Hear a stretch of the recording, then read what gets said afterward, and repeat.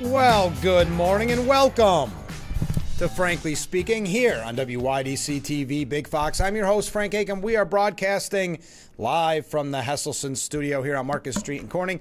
So glad that you've joined us. A couple of viewer comments to begin with. First off, kicking off the broadcast, good pre-New Year's Eve morning. Well, thank you very much.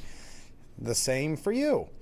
Rick wrote in at the end of yesterday's broadcast. It's a little long. I won't be able to get to all this. Sorry, my monitor changed here a little bit. Just making it so I'm not yelling at myself. Good morning, Frank. Well, good morning, Rick. Trump threatens to pull licenses of networks to pick on him.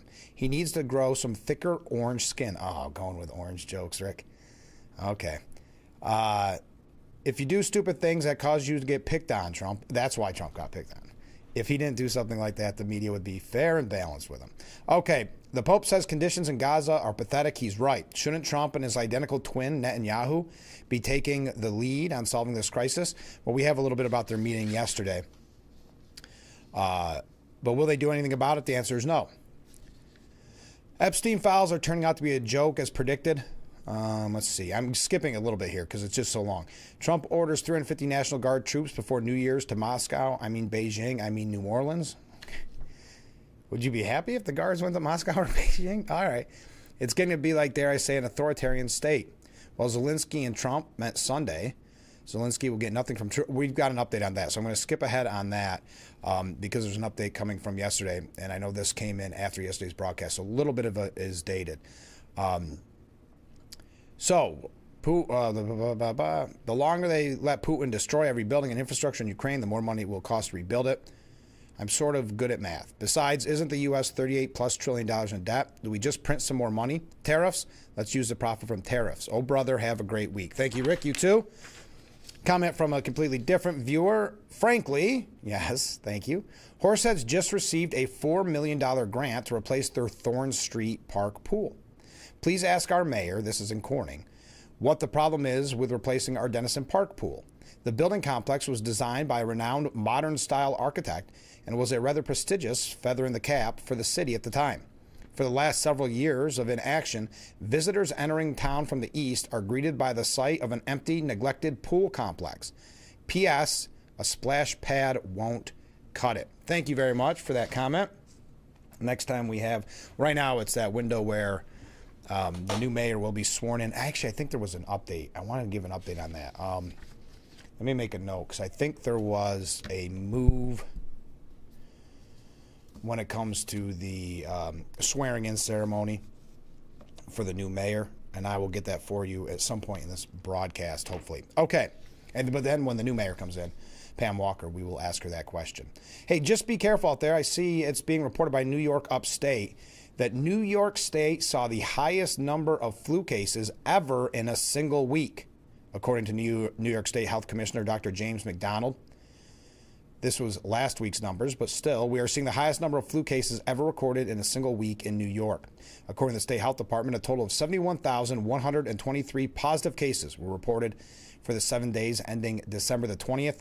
That's the most ever recorded in a single week since influenza was made reportable back in 2004, and a rise of 38% from the previous week. So there you are. Just be careful out there. Okay, as mentioned earlier with Rick's comments, so Russia is claiming yesterday that Putin's state residence was the target of Ukraine drone attacks overnight into Monday, and said it would have implications for the peace negotiations. Zelensky dismissed these claims as typical Russian lies made because Moscow does not want to end the war. The allegations come as Trump hailed progress towards peace following their latest talks between Zelensky and himself. Trump saying yesterday, I don't like it, it's not good. So Zelensky saying it is nothing but another round of lies from Putin. Putin not wanting a deal in Zelensky's eyes. And, of course, Russia saying such reckless action will not go unanswered. All right, so there's your update on that. Also, let's go through a couple of quick international updates. I have a lot on Minnesota this morning. I've got some, I don't know if I'm going to say provocative questions or articles just to get everyone talking this morning and get your opinion. We'll talk about those in a little bit. And some New York State updates. Not a ton, but a few important ones. So yesterday it was confirmed, it came in actually late yesterday, Hamas has officially confirmed the deaths of 5 senior leaders, marking one of the most significant blows to the terror organization since the start of the Gaza war. In a statement released on Monday by the group's armed wing, Hamas said that Mohammed al-Sinwar, the brother of former Hamas leader Yahya al-Sinwar, was killed during Israel's military operations in Gaza. Al-Sinwar had risen to a senior role within the organization and was widely viewed as a key figure in Hamas's wartime command following the death of other top commanders. The Israeli military also said in May that he had been killed in the airstrike targeting a Hamas command center beneath the European hospital in Khan Younis. Hamas did not immediately specify the exact date of his death, but acknowledged he had been killed earlier this year.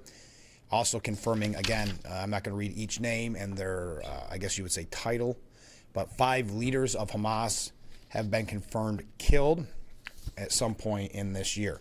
Also, in piggybacking on that story, Trump yesterday at their meeting between him and Netanyahu fought back against these reports that there's friction between the two. And he also talked tough on Iran, saying, I hear that Iran is trying, this is the president, I hear that Iran is trying to build up again, and if they are, we're going to knock them down. We'll knock them down. We'll say heck out of them. I know kids are off of school. They could be watching this morning. But hopefully that's not happening. I heard Iran wants to make a deal. They want to make a deal. That's much smarter. You know, they could have made a deal the last time before he went through a big attack on them. And they decided not to make a deal. They wish they made the deal. Trump described the meeting as focused on 5 major issues, including the implementation of the Trump-brokered October peace deal in Gaza and improving Israeli relations with the new Syrian government. Once the doors closed for private talks, according to reports, Netanyahu flattered Trump by announcing that he would bestow upon him the Israel Prize, which recognizes cultural achievements in literature, the arts, Jewish studies, and other areas. We decided to break a convention to award the Israel Prize, which in our 80 years, we've never awarded to a non-Israeli. And we're going to award it this year to President Trump. The second phase of the Gaza peace deal should begin, quote, as quickly as we can, but there has to be a disarming of Hamas, Trump said. The second phase, following an initial ceasefire and Israel troop pullback, would allow for reconstruction to begin pretty soon, added Trump, who said we're already starting certain things, such as sanitation. Trump focused on Hamas and the disarmament amid reported unease among U.S. officials about Netanyahu's commitment to keep the deal on track. The president claimed the countries once friendly with the terrorist group should squash it in Gaza if Hamas won't relinquish control. We talked about Hamas and we talked about disarmament, and they're going to be given a very short period of time to disarm, and we'll see how that works out. If they don't disarm as they agreed to it, then there will be, again, heck to pay for them, and we don't want that. Countries that were with them agreed that they would disarm. And now if they're saying they're going to disarm, that's fine. If they say they're not going to disarm, those same countries will go and wipe them out. I'm not concerned about, and this is where he kind of showed that there was a peace between him and Netanyahu. I'm not concerned about anything that Israel's doing. I'm concerned about what other people are doing or maybe aren't doing. Sometimes Israel, don't understand when somebody violates something that you want to give them a second chance. We hope we can give them a couple of second chances. But no, Israel has lived up to the plan 100%. Now, he also weighed in on the thought that Iran is looking for another nuke site, or another site for their nuke program. He saying, usually when there's smoke, there's fire. I'm hearing that they're not nuclear yet, but maybe nuclear too. The sites were obliterated, but they're looking at other sites. That's what I've heard. They're looking. They have other places they can go, and if they're doing that, they're making a big mistake. There's no reason for them to do it. I hope they're not doing it because we don't want to waste the fuel on a B-2. It's a 37-hour trip both ways. I don't want to waste a lot of fuel. Trump said that he would also endorse Israeli airstrikes if Iran continues to develop its ballistic missile technology. If they will continue with missiles, yes. If nuclear fast, okay. One will be yes, absolutely. The other will be we'll do it immediately. So there you are. There's kind of a quick overview of that from yesterday. And also, since we're on international affairs, before we go to some more provocative stories to get your attention this morning with no real way to segue, then we'll get into Minnesota. And feel free to weigh in on Minnesota ahead of time. But one last international story. China has fired rockets toward Taiwan early this morning and deployed new amphibious assault ships alongside the bomber aircraft and warships to encircle the island on the second day of its most extensive war games aimed at rehearsing a blockade. The Eastern Theater Command said live firing would take place until 6 p.m. That's 1000 GMT. In the sea and airspace of 5 locations around Taiwan and off the Chinese coast, while naval and air force units drilled strikes on maritime and aerial targets, as well as anti-submarine operations to the democratically governed islands north and south. So, provocative, I guess that's the word of the day. A senior Taiwan security official told Reuters they're watching whether this 6 major rounds of war games since 2022, when Nancy Pelosi visited the island, and will also see China fire missiles over Taiwan as it did then. So again, China fires rockets towards Taiwan in war games simulating blockade. There's all the international news you need to know right to kick off your morning. When we come back, like I said, some interesting articles that I think will get your attention. So stay with us. We're just getting warmed up. Now we got some. Oh, I wanted to mention. I know I mentioned on yesterday's program, but I'm going to be talking with Mayor John Buckley on his amazing radio show called The Pulse on WLEA. So if you're in the Hornell area, I hope that you could tune in this Saturday or Sunday at 1 o'clock. Some of the questions, some of the topics, we're going to be talking about, you guessed it, Blakeman and Stefanik, which is now just Blakeman running for governor. And also we'll be looking back at the year of Trump. Yes, it's hard to believe that we're not technically we're not a year into Trump's second term. And think of how much, there's so many retrospects. We're not going to read them all. There are a couple just to show you media bias out there, but we're not going to read them all. But just to think how much has been accomplished, how much has been said, how much has been done in less than a year under the Trump administration, it's hard to believe. But, all right, we're just getting warmed up. By the way, also, be careful out there. It is a little slippery. It will take you a little bit longer to drive into work this morning, so please be careful. There we go. I think that's everything. Stay with us. We'll be right back with Frankly Speaking after this. You don't have time to go to the gym?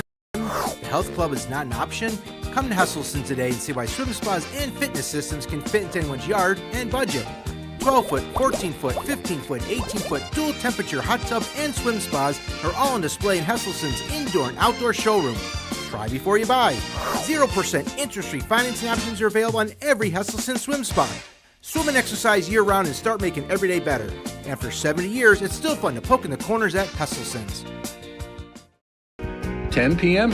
somewhere. Do you know what your kids are doing online? Brought to you by Ferrario Jeep.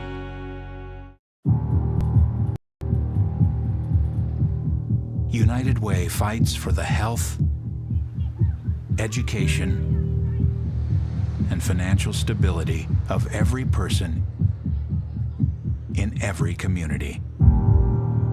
Will you? In Iraq, our truck hit a roadside bomb. I had about 16 surgeries on my hand so that I could regain function. And when I came home, I needed a new roof due to a storm. And I was about to lose homeowners insurance as well. I applied for Operation Homefront Critical Financial Assistance Program. And it's good to know that when we come home, there are people who are there that care about us. Operation Homefront, they've really been a blessing. Lather, rinse, moisturize, repeat, and repeat. But it never feels like enough. It's not your products. It's your water.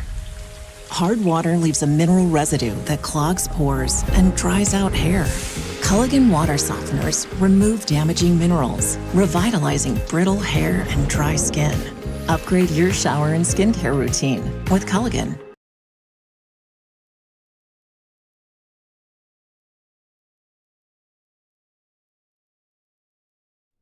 The Frankly Speaking Roof Cam, brought to you by Boss Security and Horseheads.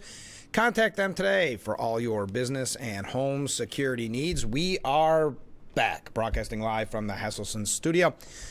I'll make this announcement a few other times, but just in reference to that viewer's comment about Denison Park Pool and Corning, and I said that the swearing-in ceremony had changed.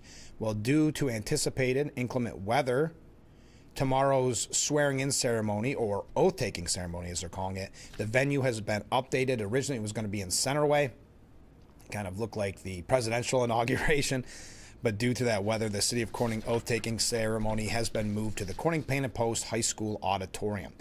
And that is tomorrow at 11 a.m. So if you are interested. Okay. Here's some of the wilder stories this morning. Stephen Colbert, the Late Show host, was asked if he would run for president next year, in 2028, when his show runs up next year. Yeah, I absolutely should not run for president, Colbert said on some, it's called Political Gab Fest. I understand why you'd want me to. After his initial response, he remarked in a satirical tone that he would need to discuss with his family and faith leaders after his show ends to determine whether he would be called to greater service to the nation. Because what I believe in America is the last best hope of mankind. If there's anything I can do to forward the mission of the Founding Fathers, whose love of freedom and beliefs in the rights of man abides in my heart, like the very blood in my veins and the strength in my arms. Why, who am I to say that I should run? But if I hear the call, obviously of the Lord. Okay. All right. His fellow panelists agreed with his original comment, calling the idea miserable. Whatever that's worth, folks. Just trying to get you riled up this morning. So, no, he's not going to be running. Keep in mind, these are all just very completely different stories. The White House responded to an article by the Washington Post. So on Friday of last week, the Washington Post kind of, I think this word is overused, but went viral after promoting an article that highlighted the more religious tones in many of Trump's official Christmas messages. Christmas messages, religious tone. Top officials in President Donald Trump's administration posted messages from the government accounts hailing Christmas in explicitly sectarian terms, such as a day to celebrate the birth of our Savior, Jesus Christ. The article included examples from the Department of Homeland Security, Secretary of War Pete Hegseth, Agricultural Secretary Brooke Rollins, Education Secretary Linda McMahon, and Justice Department Assistant Attorney General Harmeet Dillon, who all described Christmas as a surprise, surprise, Christian celebration of the birth of Jesus Christ. The message sharply diverged from the more secular Santa Claus and reindeer style of Christmas messages that have been the norm for government agencies for years, the article read. Again, this is the Washington Post. The Post provided the latest example of the administration's efforts to promote the cultural views and language of Trump's evangelical Christian base. So someone at the Washington Post, to help the Washington Post lose more credibility, is getting paid to write a piece to almost fake an outrage that the White House and others in the kind of the Trump administration used Christian language to describe Christmas. Well, White House spokesperson Abigail Jackson said, while the Washington Post would prefer we stick to happy holidays, we're saying Merry Christmas again. And Christmas is a Christian holiday for millions of Christians celebrating the birth of their Savior, whether the Washington Post likes it or not. Other members of the Trump administration have also responded. Trump counterterrorism advisor Sebastian Gorka saying, you really do not hate the media scum enough. Christmas is about the birth of our Savior, the Son of God. Our republic was founded by men of God, based on Western Christian values. The West is the greatest civilization mankind has ever known, since it predicates rights given by God. Federal Trade Commission Commissioner Mark Metter added, imagine how unhappy a person you have to be to write something like this. These people need Jesus. Imagine, though, how unhappy and how you're looking. Again, Mediaite put together the year's worth of scandals and shocking information coming from the Trump administration. This is what they're looking for.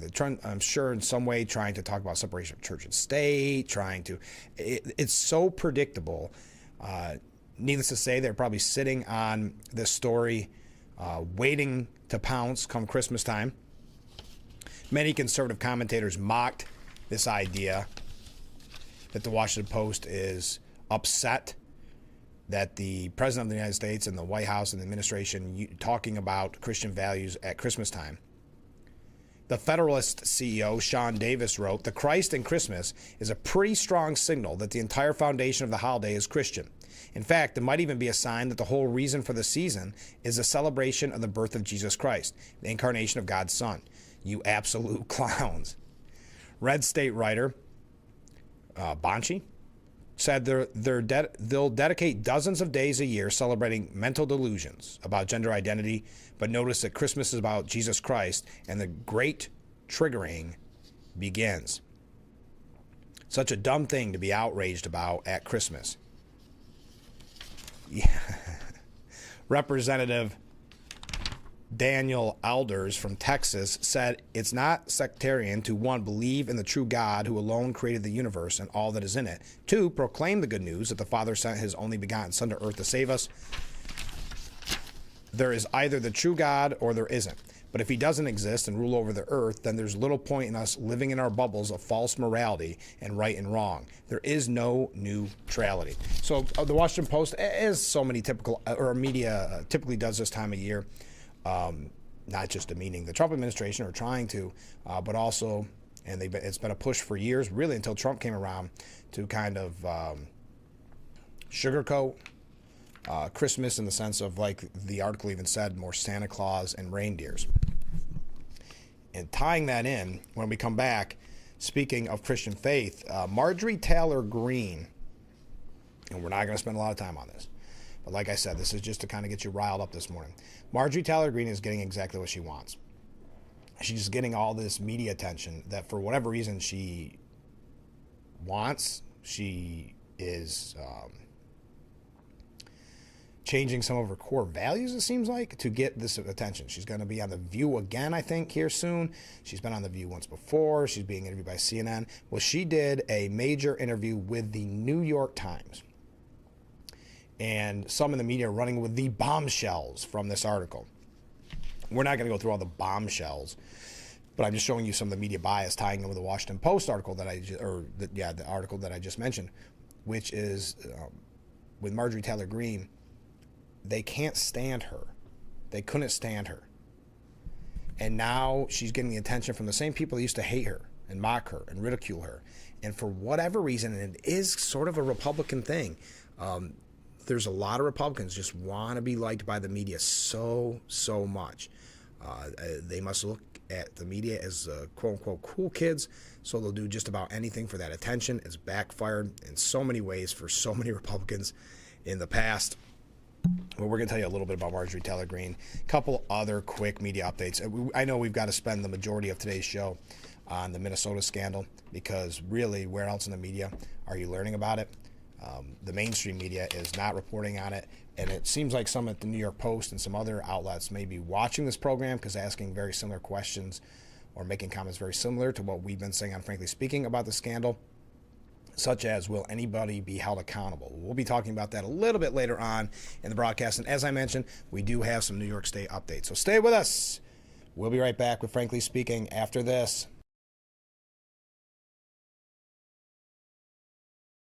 When winter weather hits the Twin Tiers, the road changes fast, and your tires should keep up. At Tire World, we're here to make sure you're ready for every snowy morning, icy curb, and late-night drive home. From all season to dedicated snow tires, our experts help you find the perfect fit for your car, your budget, and the way you drive. Fast service, trusted brands, and safety you can feel every mile. Don't wait for the first storm and roll into winter with confidence. Tire World of Corning, family service you can trust. There's nearly 678,290,000 kids under 5 around the world. But what's so important about being 5? A lot, it turns out. Children who live to age 5 are twice as likely to reach adulthood. That's why vaccines matter so much. For 40 years, Rotary and partners have delivered vaccines globally. Like here, and even here. Impressive, right? But 12.5 million children are still totally unvaccinated. Rotary knows we can find them. Because when Rotary and Indian vaccinators looked for families at bus and train stations, used motorbikes, and trekked house to house, they lowered polio cases by 94%. See, it can be done, and the results are worth it. Let's ensure that all children grow up safe from preventable diseases. When he has cancer in his brain. It was like, why me? Why my child? But at St. Jude, it's a huge mental relief that all of my child's care is taken without any bills. It is a huge blessing. It was all about keeping him alive, and it was all focused on him. St. Jude is a place where my child's life was saved. It's like the holy place for me.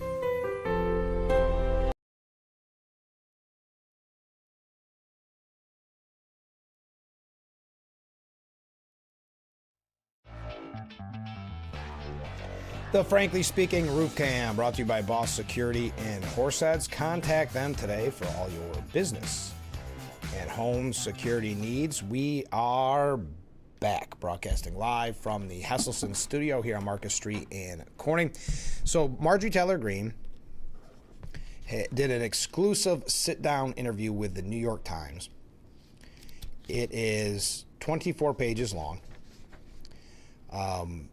I did print it out because I'm going to read the whole thing. But some of the takeaways, I guess she said that Trump said something about in the Epstein files that he didn't want to hurt some of his friends or something. That's a big takeaway they're getting from it. The one that I thought, and the reason I mentioned, she calls herself, the headline is, just to show you, I was just so naive inside Marjorie Taylor Greene's breakup with Trump. How the Georgia congresswoman went from the president's loudest cheerleader to his loudest Republican critic. So she's getting the media attention that she wants. She ripped Mar-a-Lago as overly sexualized. What was some of the other takeaways? Oh, here we go. Marjorie Taylor Greene says that Trump isn't a real Christian. Greene criticized Trump for stating he hates his political opponents immediately after Erica Kirk forgave the alleged assassin of her husband. The congresswoman said that Trump's remarks show where his heart is and proves he does not have faith. That was absolutely the worst statement. It just shows where his heart is, and that's the difference with her having a sincere Christian faith, and proves that he does not have any faith. Now, a White House spokesperson accused Greene of being petty in a statement to the Daily Caller. Congresswoman Greene is quitting on her constituents in the middle of her term and abandoning the consequential fight we're in. We don't have time for her petty bitterness. That's a fair point about her stepping down, and we know if you look at the date of when she's stepping down, it's so she can get her full pension, if you will. I can't remember what the exact term of it. Maybe pension. I can't remember, but there is. She'll be getting her retirement if she stayed until right around the date. I think it was 6 days here, give or take. The numbers don't stick in my head, so that's why she picked the exact date to step aside. But she's been doing her interviews on CNN. She says that the relationship with Trump became strained after she called for the release of the files surrounding Jeffrey Epstein. Again, I think it has more to do, and what do I know? I'm not behind closed doors. But to me, it seems like she wanted to run for something higher. She wanted to be governor, she wanted to be senator, and he told her no, and rightfully so, only because she would have lost miserably.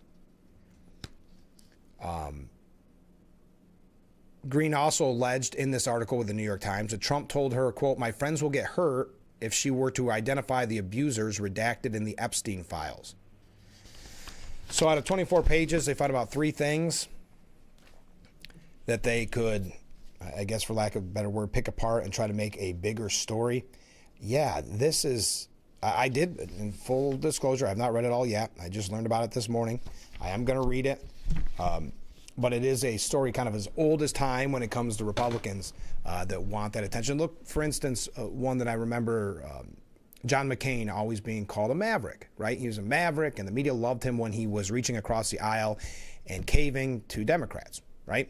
When he went against his party and worked with Democrats, they loved him. Then he became the nominee for president of the United States on the Republican ticket, and they instantly pulled out the long knives. So I don't understand, after all the disgusting things that the media said about Marjorie Taylor Greene, why she would chase that attention from the media, who again will turn on her on a dime if necessary, because at the end of the day, she was a Trump supporter and she still has an R next to her name, at least on paper. So what do you have to gain? It's like Liz Cheney. I mean, think of the things they said about her father, and yet and Mitt Romney, saying that he had, binders of women. Remember, that was a statement that they jumped on, or the dog on the top of the car, and these type of things.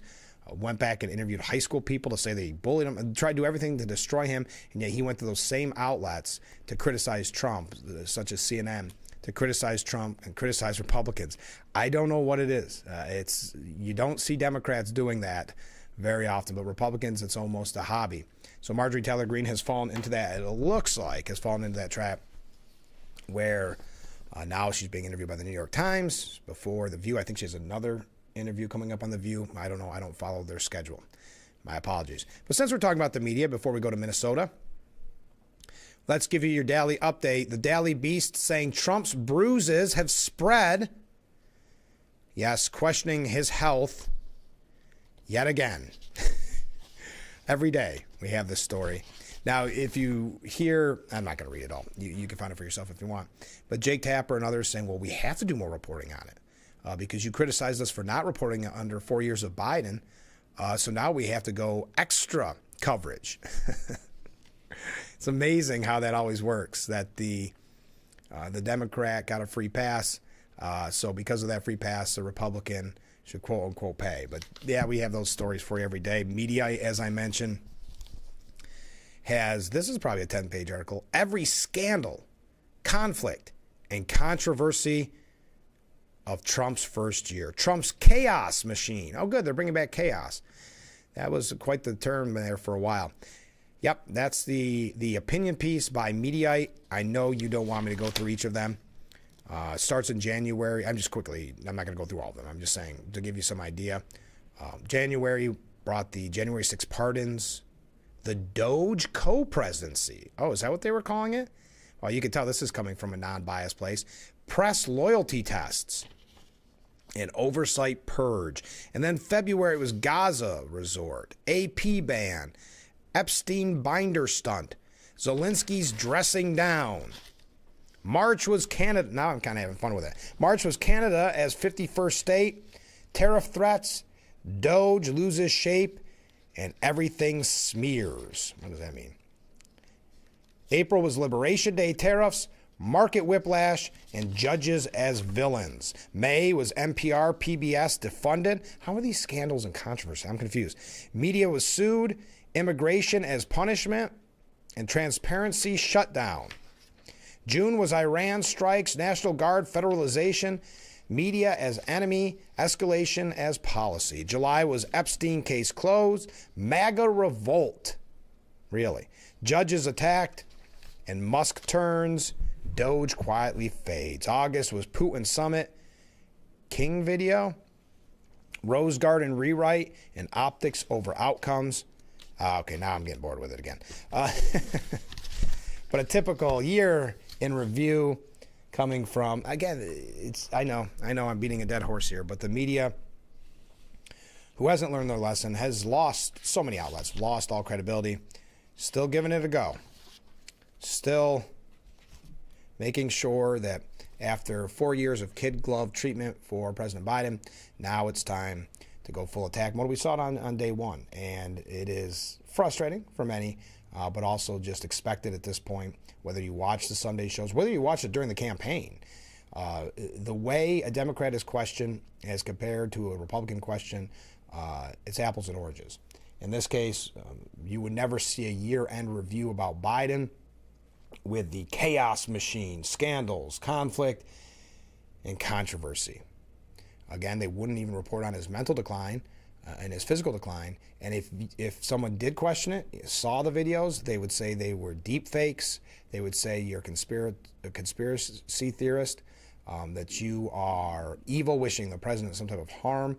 It's all so predictable. We have two other, and these are just to get your reactions, folks, get your opinions on, because there's nothing really of substance. Here we go. On MS, and we'll just run late into the next break. Nicole Wallace on MS Now's Deadline said, somebody somewhere will have to explain to me how Macho exists alongside a guy who appears to tape his hair on. But we'll save that for another segment. What is it in your mind that is significant about people publicly breaking with Trump? I mean, we spent a lot of the last year talking about how afraid Jeff Bezos is, richest person in the world after Elon Musk, who Susie Wiles says did drugs and slept in a sleeping bag during the day in the White House. I mean, the fear grips seem to have loosened. So the fear grips seem to be loosened. And I'm not saying that they don't still incite risk of violence and swatting and doxing and all sorts of other heinous things that they do to their public critics. They do. But there does seem to be a notable shift in what people are willing to say out loud about Donald Trump. So the fear grip has loosened. People aren't scared. Because remember, this is why people that hate Trump are doing themselves a major disservice when they say, Republicans are just afraid of him. That's why Republicans are voting for, like, for instance, the Big Beautiful Bill because they believe in what's in the Big Beautiful Bill. So if you walk around with the mindset that everybody's just scared of Trump, you're just doing yourself a mental disservice. You're not looking at it from a fair point of view. Okay, and final media update before we go to Minnesota. We got some, I'll save it because I want to get your opinion on this one when we come back. Stay with us. We'll be right back with Frankly Speaking after this.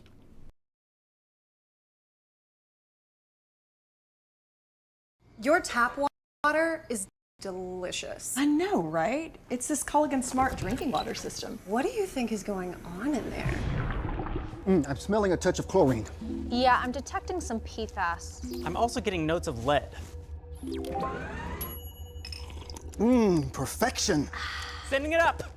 Here we go. Certified to reduce more than 70 contaminants. It's like having your own team of water experts. See the smart difference at Culligan.com. I'm not here to fire you up. If you're not already fired up, you shouldn't be in this room. If this victory isn't worth all you have to give, then leave. But now, right now is your chance to be a part of a victory the world will remember forever. Victory over cancer. This victory isn't just happening. It isn't inevitable. What does hope mean? Now is our time, your time. You may save someone you love. Time is very precious. Today's cancer research is tomorrow's victory. A victory that is there for the taking. Grab it. How was that? Now that was a great halftime speech. Let's go win.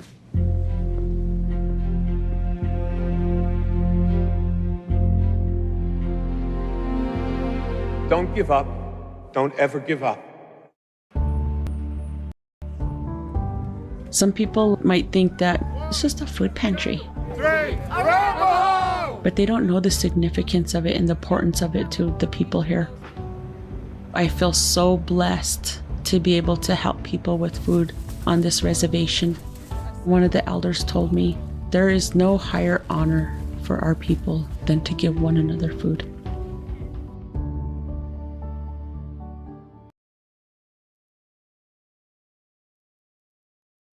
The Frankly Speaking Roof Cam, brought to you by Boss Security in Horseheads. Contact them today for all your business and home security needs. We are back, broadcasting live from the Hesselson's studio here on Market Street in Corning. Got a frog in my throat.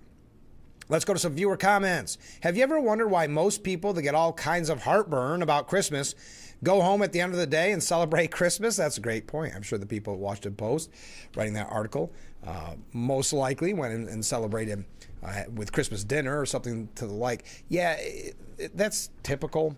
I mean, the Washington Post and others always trying to find some reason to criticize religion. In this case, it was a twofold. They got to criticize kind of religion and the Trump administration. So yes, I think you raised a very good point. Mark writes saying, good morning, Frank. Well, good morning, Mark. The Republicans that think the press will give them fair interviews and are looking for fame are fools. They're dealing with the devil and will get burned. It's happened time and time again to Republicans. You're exactly right. They will get burned every time it happens. Don't think the only saving grace for Marjorie Taylor Greene is that she's about to be out. If she would have stayed in there and voted in Republican manners and ways, they would go right back to hating her. This may be one where she could perhaps get a job if she wants to continue down this path of just bad-mouthing Republicans, maybe on an MS Now or on The View. I don't think they'd ever put her on The View. These are the people that hate her. I just don't. I'll never understand that mindset. One last media update as I'm running late. Then we're going to talk about Minnesota, New York updates, just some other things as well. I know I didn't mean to spend as much time on media updates, but we had some interesting, I think, thoughtful questions being asked, such as this. Republicans have a J.D. Vance problem. No one seems to like him, according to a report. According to the Los Angeles Times, Trump has repeatedly told White House Chief of Staff Susie Wiles that a third term isn't possible, but has refrained from giving Vance a definitive endorsement to inherit the MAGA mantle. CNN's Harry Enton reported Monday that betting markets favor Vance in an unsettled field. The vice president maintains a substantial lead in the New Hampshire polling. However, the New Republic's Ellie Quinlan hoteling know that Vance faces significant national favorability challenges, a concerning development for Republicans. Now, if you recall, this is a narrative that the media is trying to push. Okay, no one likes Vance. What was it, last week or the week before, where they came out with a poll from a polling firm I had never heard of, with years of being on radio and TV and talking about politics and news, never heard of. They released a poll showing that AOC would beat Vance. So you can see, here we are, not even in the beginning of the new year, but you can see the narrative being created already. In this case, right in the headline, no one seems to like him, meaning J.D. Vance. Quinlan hoteling of the New Republic observed no one seems to like him. Where does this come from?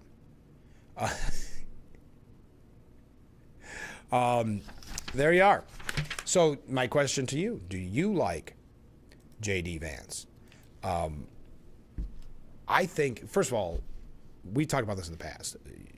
There's not too many people I've ever seen sharper and quicker with his responses to the press, to the media, to fans and the audience and the rallies. I saw firsthand at the rally in Williamsport. Remarkable. I think, again, this is the media trying to create a narrative like they've been doing this whole first year of Trump's second term, creating a narrative, the chaos narrative, as I mentioned in that piece by Mediaite, using the term chaos, which had become so prevalent early on with Doge and the like. But to think, and I was talking to Mayor Buckley about this, we're going to be doing a show together called The Pulse on radio on WLEA, as I mentioned earlier in the broadcast. And the mayor's been so kind to have me on throughout the year, about once a month. And I'm going to be on his first show of the new year, which will be Saturday and Sunday at 1 o'clock. And we were just talking about how much has been done, because discussing the topics that we talked about on the radio, it was, one of them was kind of a report card we're going to do on the president's accomplishments throughout the year. And just to think of, Doge was in the news 24/7. We almost got sick of talking about Doge. Now no one's really, obviously they say it's almost dismantled, whatever. But to just think of how many major topics, something as simple as the Gulf of America, something, I mean, the White House, well, I guess I would say the ballroom is still in the news quite a bit. But the Gulf of America was, I mean, that was the biggest scandal. There's actually, do I have time for it? They had the words that remade America in 2025 Affordability is one of them, the word that rewired everything. I'm not going to bite on this affordability thing. What I mean by that is they want to say, and this isn't in this piece specifically, but that Mamdani won on the affordability idea. But his affordability is use taxpayers' dollars to buy everything. That's not affordable.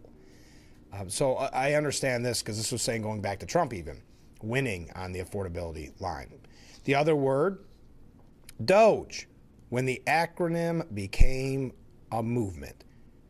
I'm struck by how Doge worked precisely because it transcended the boring bureaucratic reality of what it supposedly stood for. The Department of Government Efficiency didn't need to explain itself through its component words. It became a symbol, a verb even. You're getting doged. It's happening to you. This is by Lee Carter.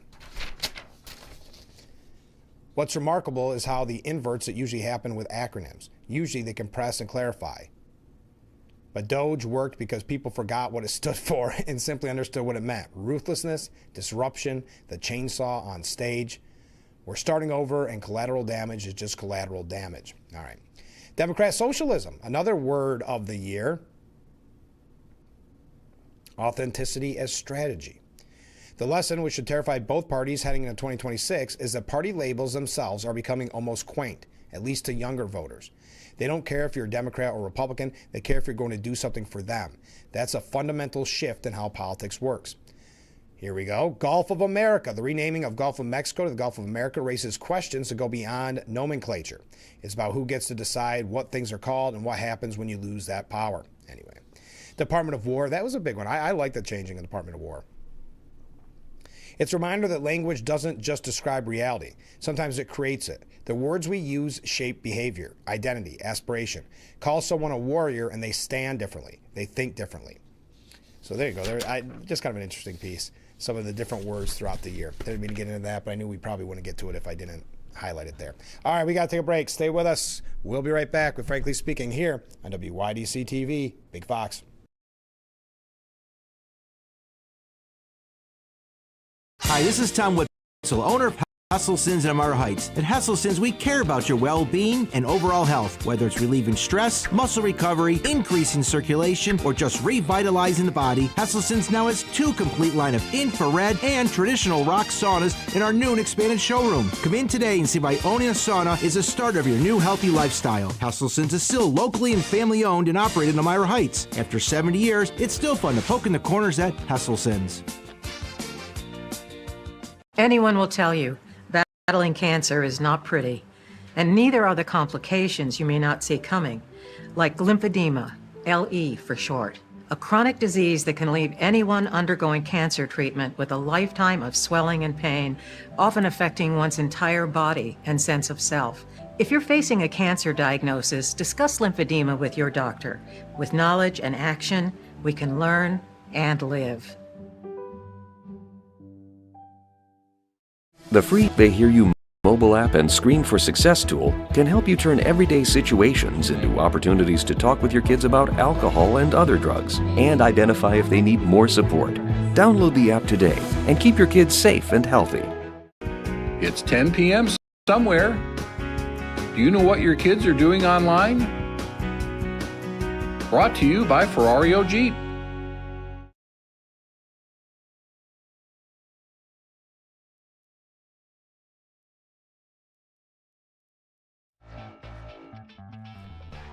The Frankly Speaking Roof Cam, brought to you by Boss Security in Horseheads. Contact them today for all your business and home security needs. We are back, broadcasting live from the Hesselsen studio on Marcus Street in Corning. Comment from a viewer. Do you vote for people because you like them, or do you vote for people because they can do the job? That's a great point. But just to add on to that, I think they want to just create that idea that J.D. Vance isn't likable. I think he's a likable guy when you see him give speeches, interviews. They even said when he was kind of joking around with that horrible Atlantic piece, that hit piece on Susie Wiles. They said he even was the one that said, what, is this the point where you make us all look evil? I mean, he just seems to have a wit about him. And I think that scares some in the media, some on the left, and so they're now trying to start early with he's unlikable, and that's when you get the the Marjorie Taylor Greens. I'm not. She hasn't said anything specifically about J.D. Vance that I know of, but I'm saying the more wishy-washy Republicans that end up caving on certain issues or end up kind of being convinced by the media narrative. That's when you'll see them saying, "Oh no." And do we fall back as Republicans? Do they fall back into the mindset that really for decades was the kind of Republican mantra, which was the establishment Republicans would pick our candidate because, well, this person's going to be a bigger tent. That person is going to bring in more people that would maybe vote Democrat, but will vote Republicans because they see him as more moderate. You've got McCain. You got Romney, and like you've heard me say this story a million times, I really think it was when they told us the only way we can win after the McCain debacle, the Romney debacle, the only way we can win is if it is Jeb Bush. And I think that's when people threw their hands in the air and said, you know what, maybe Trump, he might be a little wacky. He might be something we're not used to in politics at the time. We're used to it now, 10 years later. But this is not our typical candidate. But let's give him a shot. We keep losing anyway with what the quote-unquote experts tell us. Why not give him a shot? And if he gets in there, maybe he'll do it a little different. Maybe he'll actually get in there, because Republicans weren't for a long time. I think Democrats are going through that a little bit after Biden, even though Biden won, but Biden and Harris. But Republicans just had enough of the experts telling them who to choose. So that was a long tangent. Why did I go through all that? But just saying that, especially with J.D. Vance, they're going.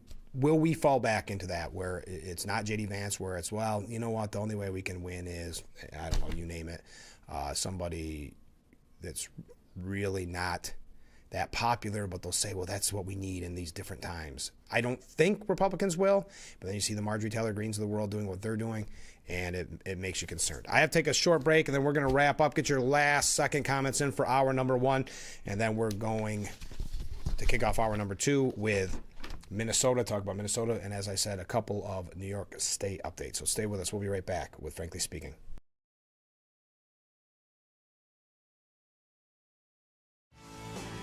This is Jim from Famous Brands. We are ready for fall and loaded with all of your favorite brands. Great new deals are arriving every week. We have the largest selection of clothing and footwear in the Finger Lakes, all at below retail prices. Famous Brands, downtown Watkins Glen, where you're always looking good for less.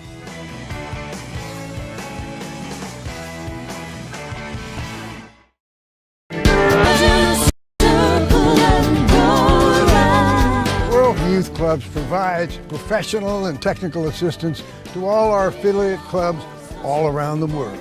We already have 44 countries that are behind us providing safe spaces for kids, but there are 160 other countries we'd like to reach out to. Yeah. Right, Rod? Exactly. We need you to help fund the World Youth Clubs and make their dream come true. In a circle.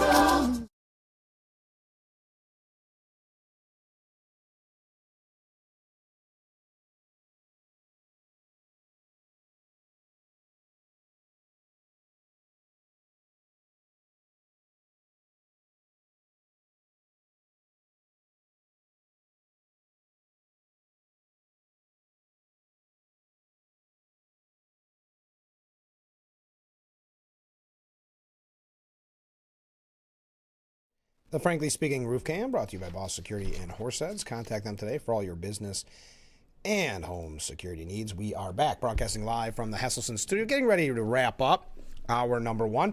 Mark writes in, I disagree. You can never get used to Trump. Just when you think you know what he is up to, he will do just the opposite. I disagree. You can never get used to Trump. I agree with you. Did I say something differently, Mark? I'm sorry. No, I think Trump definitely throws some curveballs.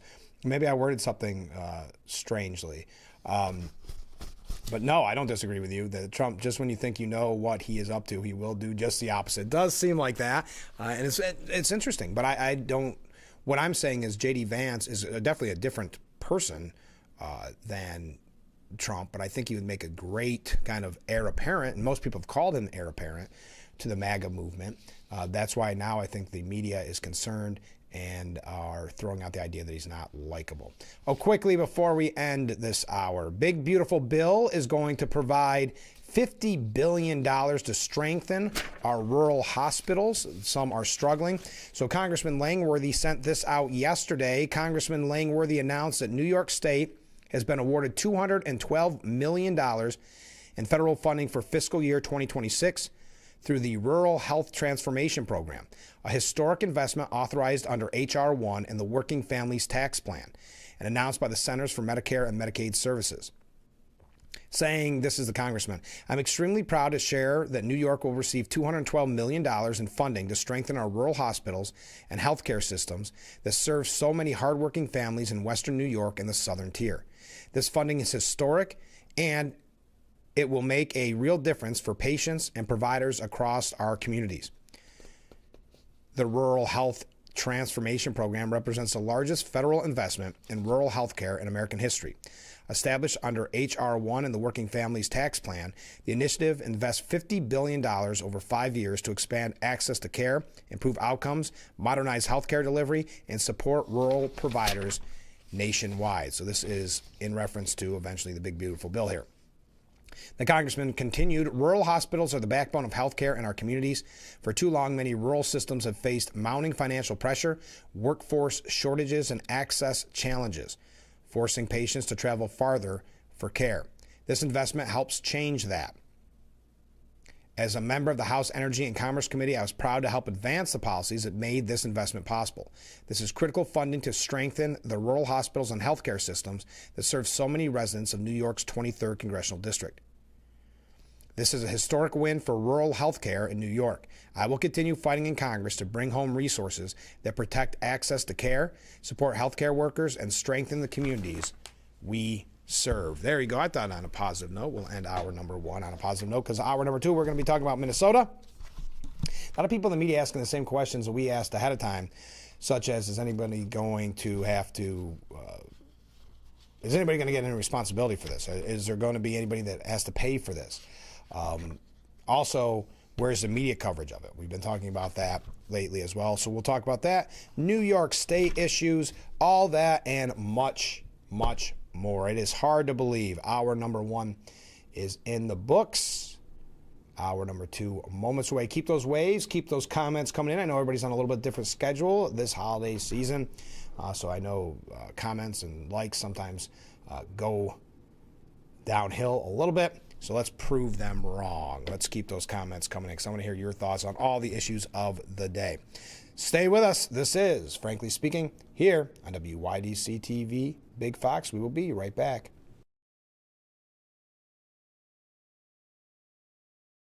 Toyotathon is still on. Now's the perfect time to recharge with a new Toyota. I'm taking a RAV4 hybrid hiking. Sounds fun. Oh. We're going on a road trip in a Tacoma. Wow. Nice. We're taking our pack to see snow in a Sequoia. Can we keep them? I think I oversnapped. During the final days of Toyotathon, you can lease a new RAV4, the #1 selling vehicle in America, for just $259 a month. Hurry in today. Toyotathon ends January 5th. Toyota, let's go places. It's the sales event with the Ford Crew Final Days. Initiate Final Days protocol. And just announced Final Days bonus cash. That's 1,000 bonus cash back, and that's on top of other offers. Hurry! Built Ford tough trucks are moving fast. Ford SUV is almost gone. Built Wild Bronco family, adventure is selling quick. Hurry in today to get a Ford F-150. Now with 0% financing, 0 down, and 0 payments for up to 90 days. Or lease for $319 a month. Only at your local Ford stores. Mental health learning disorders are the most common illnesses of childhood and adolescence. 1 out of 5 young people struggle with disorders like depression, dyslexia, ADHD, OCD, eating disorders, and anxiety. I was one of them. As a child, I struggled with crippling anxiety, the most common and least recognized childhood mental health disorder. The mental health crisis in America is really a children's mental health crisis. Every year, over 1 million young people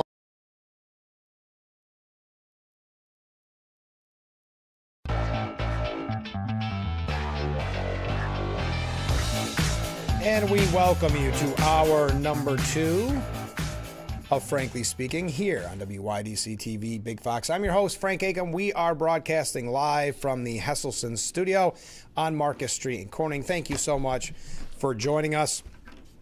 We've covered a lot this morning. We got to talk about Minnesota. Before that, I've got to mention this. An appreciative viewer was so kind, and I got to show this to you. If you've watched this program for any amount of time, you know that we end up around the summer season talking about the Steuben County Fair. Joe Sempolinski and I get into long conversations about it, probably too long for our interviews, but because one of our favorite things is the pig races. And so I've got to thank the appreciative viewer who got us each, Joe Sempolinski, former congressman and current assemblyman, and Fridays with Phil, Assemblyman Phil Palmisano, got us a notebook to keep, I guess, the pig racing guru. And the notebook can be used, I guess, to handicap our bets for the pig races. I appreciate that. A very thoughtful gift. Every year I say to Joe, we may be talking about the pig races a little too much, but I love it. Thank you so much for that wonderful gift, and I can't wait to use the notebook. And I sent a text to Joe and Phil, and they're very excited about it as well. So next time they're in the studio, they will have their very own pig racing guru handy-dandy notebook. So thank you so much. All right, let's talk about Minnesota for a moment.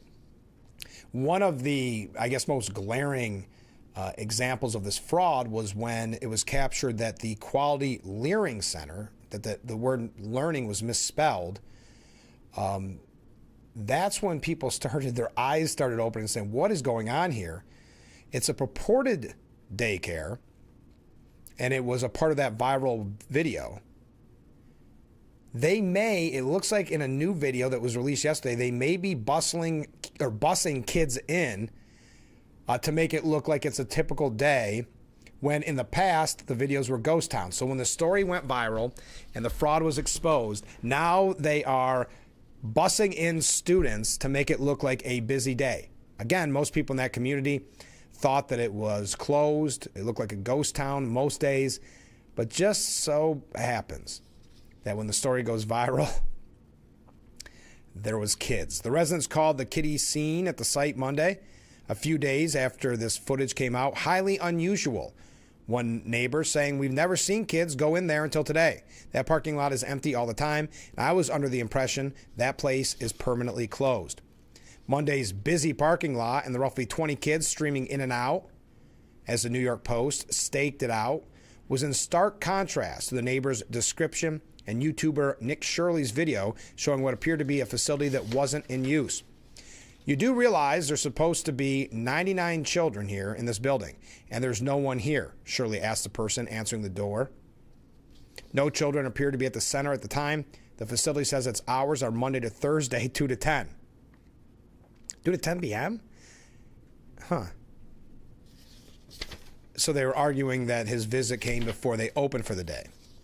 Do you go to the coffee shop at 11 p.m. and say, hey, they're not working? Allie argued to the Post. He also blamed a graphic designer for the site's now infamous typo on its sign. What I understand is the owners dealt with a graphic designer. He did it incorrectly. I guess they didn't think it was a big issue, said the person that opened the front door. That's gonna be fixed. Allie said there were about 16 kids inside the center Monday afternoon.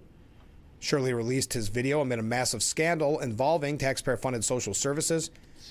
And we're learning more about this. So they're busing in kids to try to cover it up. I think the damage may have already been done, at least in political circles. We know, and we're going to talk about this in a little bit, the media is not reporting on it.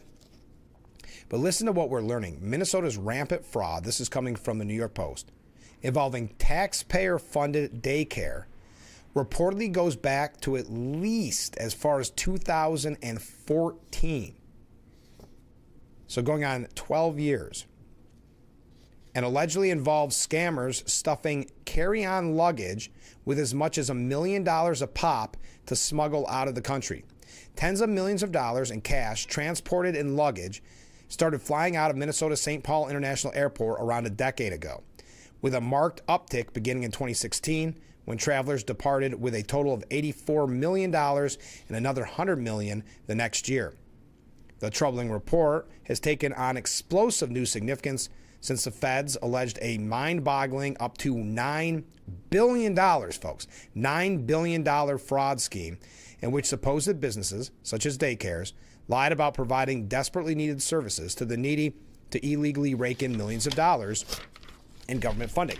And now we've learned that no one in the media there, no one wanted to report on it. Walz didn't want to do it. Governor Walz didn't want to do anything about it because they were afraid that they would be called racist, Islamophobic, these type of things. But we'll continue. Some of the airport suitcase money, which was predominantly headed to the Middle East and Somalia, was suspected of coming from the Midwest states' then just surfacing child care fraud problem. Just surfacing. We're talking about 2014. Air passengers are allowed to fly with as much as $1 million in a carry-on as long as they fill out the required paperwork. Has that ever been an issue for you? Surveillance footages from a related state fraud case and obtained by the outlet even showed parents arriving with their kids at one daycare facility and leaving with them just moments later. In some cases, the parents didn't even bother bringing their children. Yet the center allegedly billed the state for full days of care for the kids who didn't actually attend, supposedly giving a kickback to parents participating in its scheme. Another video from the same criminal case showed a man handing out envelopes of cash as alleged kickbacks to some parents. Hey, bring your kids, the optics, boom, here's your money.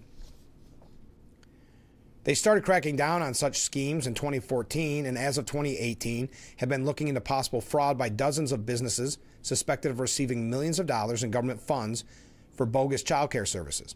At the time, they had active investigations open into 10 businesses. We believe that there's a scope of fraud out there that we really need to get our arms around and ensure that those dollars are going to kids that really need them, said Chuck Johnson, then the acting commissioner for the state's Department of Human Services. Federal counterterrorism sources have said that millions of dollars as pilfered money has been sent to Somalia, ending up with Al-Shabaab, the Al-Qaeda-linked terror organization. Listen to this. The largest funder of Al-Shabaab is the Minnesota taxpayer, a confidential source has previously said. Wow.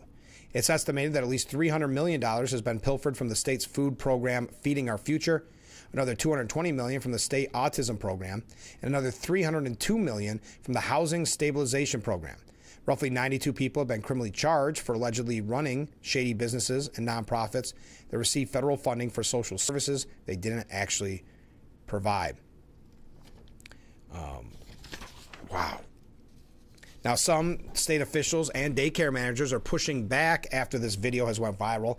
And now you may not even know it went viral. Yes, it did online, and you may have seen it online. But the mainstream media not only is not covering it, if they do, they're trying to, and this is so, it's almost a cliche at this point, blame Republicans for being outraged. I'm going to tell you what CNN had to say about it, but almost blame, I'm not going to say the victim because all the taxpayers are victims, but the people that are exposing it, they're basically saying, well, Republicans are using it as a political weapon.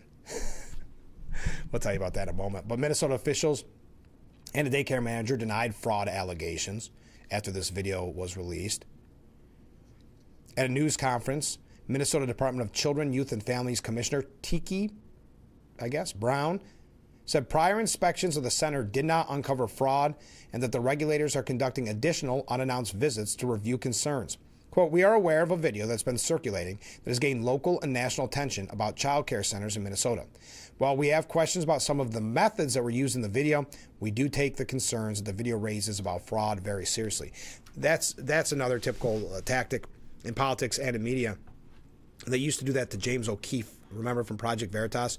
He would release the full footage, but knowing fully well that the media wouldn't spend the time to cut it up and look at it and find the most salacious details. So he would release the second part, which was, this is edited for what was really important to the story. And they'd say selectively edited. So they were concerned about the methods used in the video. Well, tell us more. What are your concerns? Don't just leave it at that, because they're trying to discredit this video. And you knew that was only a matter of time. Not the $9 billion in fraud. That's not their concern. Their concern is, how do we downplay this video and blame it on the messenger?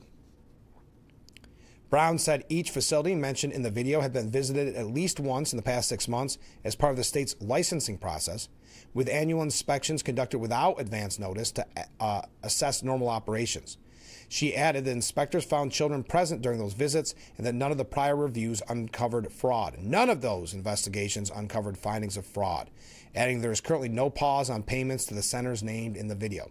So as of right now, still getting paid. No wonder they're busing in at that one location, the one with the spelling error, busing in children. Brown also acknowledged questions about the timing of the video visits, noting that regulators are seeking clarity on whether footage was recorded during operating hours or on days when centers were scheduled to be open. Meanwhile, the manager of Quality Learning Center forcefully rejected the allegations, as I mentioned earlier, saying there's no fraud going on whatsoever. Kids come to us, clients come to us, their parents come to us, they're here daily, they leave on time, they come on time. There is no fraud going on whatsoever.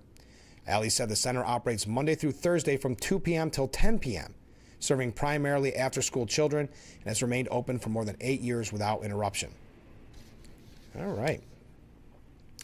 But this, again, has not been covered in the mainstream media. We're going to tell you about that when we return. I just realized we're running just a little bit late. Oh, I mentioned this in the last hour. Someone had talked about it, and I know we talked about it with Mayor Bolin when he was on the Salvation Army telethon. But because of inclement weather coming tomorrow, the swearing-in ceremony for the new mayor and other elected officials in Corning, that has been moved. Its location originally it was going to be done in Centerway.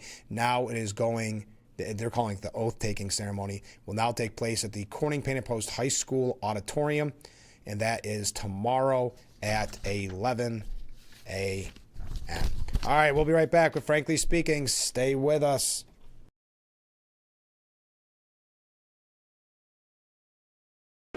It's 10 p.m. somewhere. Do you know what your kids are doing online? Brought to you by Ferrario Jeep.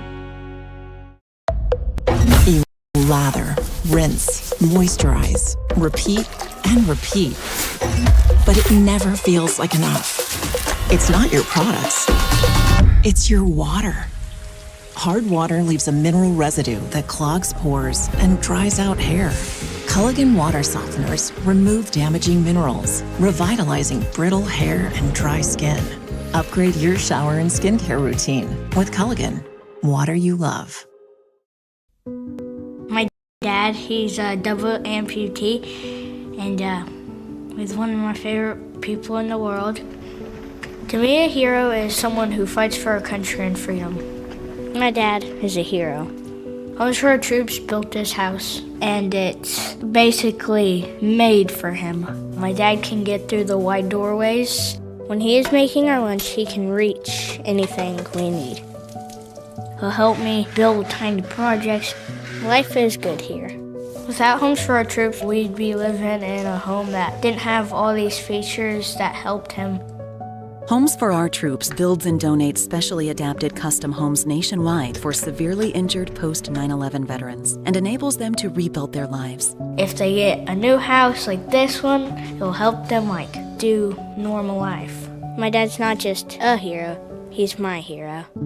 Join our mission at hfotusa.org. I was diagnosed at 65. 37. Earlier than most. Every 9 minutes, someone is diagnosed with Parkinson's disease. And every one of them can turn to the American Parkinson Disease Association. Visit apdaparkinson.org to learn more and show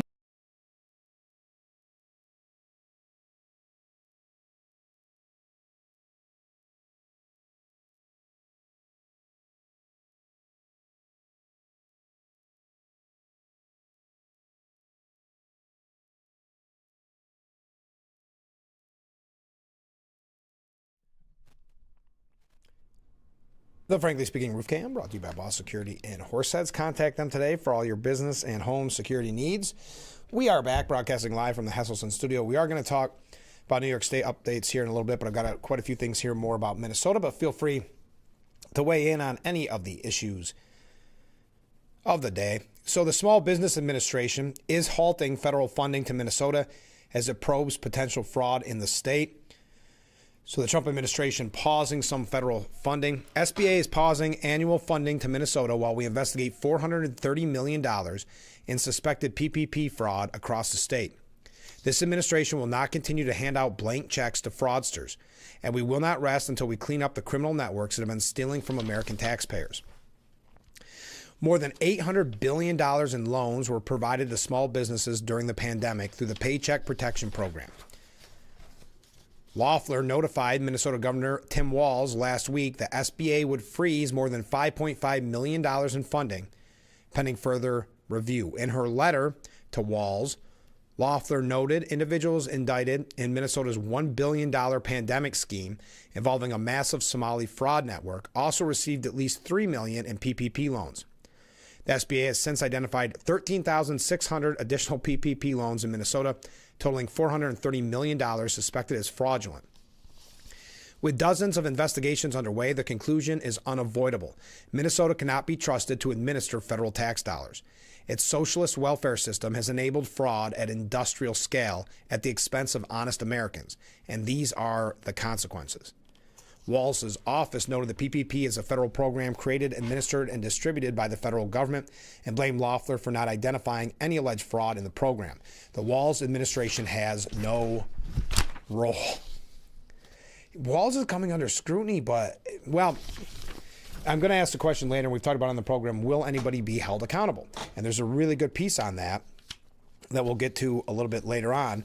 But I'm kind of just giving you the breakdown because if you don't watch this program and a few others, you're not going to hear about it. The media has been doing a great job of keeping it covered up. But Department of Homeland Security Secretary Kristi Noem revealed that agents from the DHS's Homeland Security Investigations are conducting a massive investigation on child care in Minneapolis. She went to X on Twitter and said Homeland Security Investigations, ICE-Gov, are on the ground in Minneapolis right now conducting a massive investigation on child care and other rampant fraud. We also learned from Pam Bondi that in a post on X, she praised citizen journalist Nick Shirley's reporting, which showed the scale of fraud taking place under Tim Walz. This is what Pam Bondi tweeted out. Nick Shirley's work has helped show Americans the scale of fraud in Tim Walz's Minnesota. The Justice Department has been investigating this for months. So far, we have charged 98 individuals, 85 of Somali descent, and more than 60 have been found guilty in court. We have more prosecutions coming. Buckle up, lawmakers.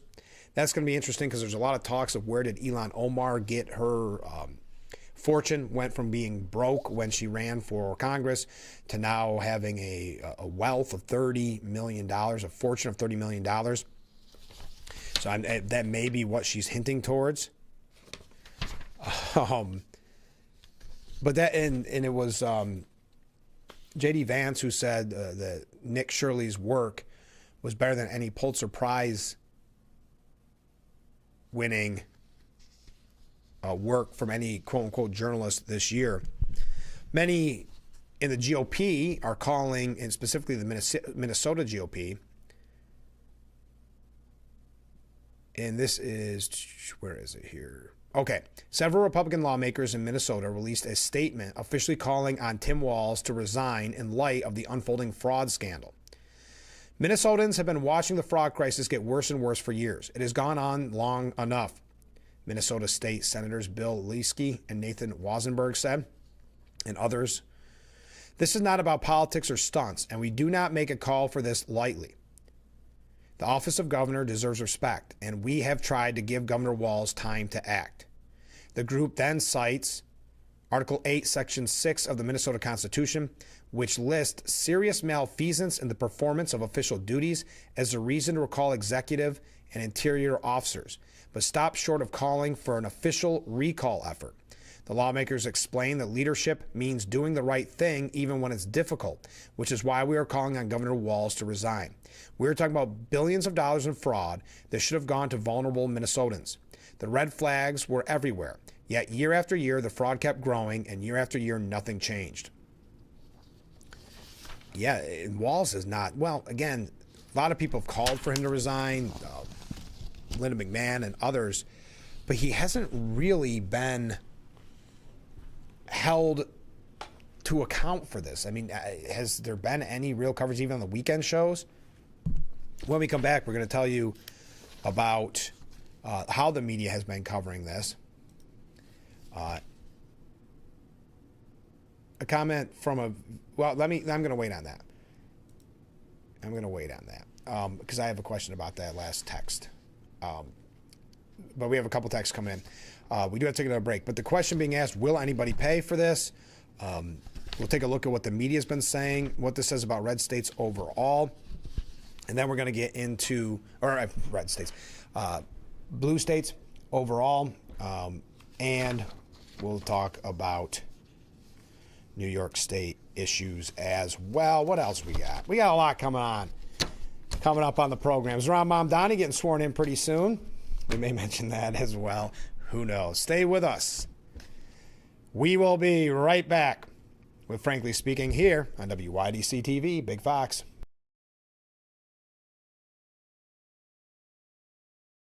Every day in January is New Year's Day at Cutler's. Stop in and receive phenomenal savings as our rock bottom prices will be available for the whole month. We have pallets of 6, 12, and 20 mil LVT in stock starting at $1.99 per square foot. Up to 50% off on all in-stock carpet and LVT. Take 10% off our already low prices for all special orders. Bring in your measurements or we can measure for you. Hurry in for the best selection as these are the lowest prices of the year. Cutler's Carpet and Flooring, we have a buddy in the flooring business. This week, I'll be sick in bed with West Nile virus, thanks to a mosquito bite right in front of my house. Mosquitoes spread more diseases than any other animal. The flu-like symptoms of West Nile virus can last weeks or months. In 8 minutes, my daughter will be in an ambulance, having an asthma attack, triggered by cockroaches. Allergens from cockroaches, mice, and other household pests can trigger asthma attacks, a leading cause of hospitalization for children. I'm going to be bitten by a tick today, and I won't even know it until Lyme disease turns my life upside down. Incidence of Lyme disease has doubled since the 1990s, with an estimated 300,000 cases diagnosed each year. Household pests are a real health threat. Tick-borne illnesses like Lyme disease are on the rise. And anyone can get West Nile virus, anywhere. Take steps to protect your family. Learn how at pestworld.org. The new Walk MS experience was so uplifting. All of us are coming together, not only for that walk day, but for every day. I love the energy at Walk MS. It is community, it is family. I can ride that high for the rest of the year. A cure is on the line for me. A cure is on the line for all of us.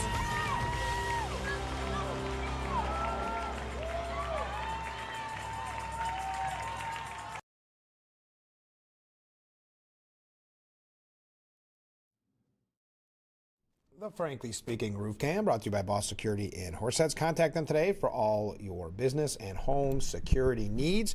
We are back, broadcasting live from the Hesselson studio here on Market Street in Corning. A couple comments from viewers. The mess in Minnesota could spell the end of Republican power. It may be the last straw for people demanding accountability and seeing none.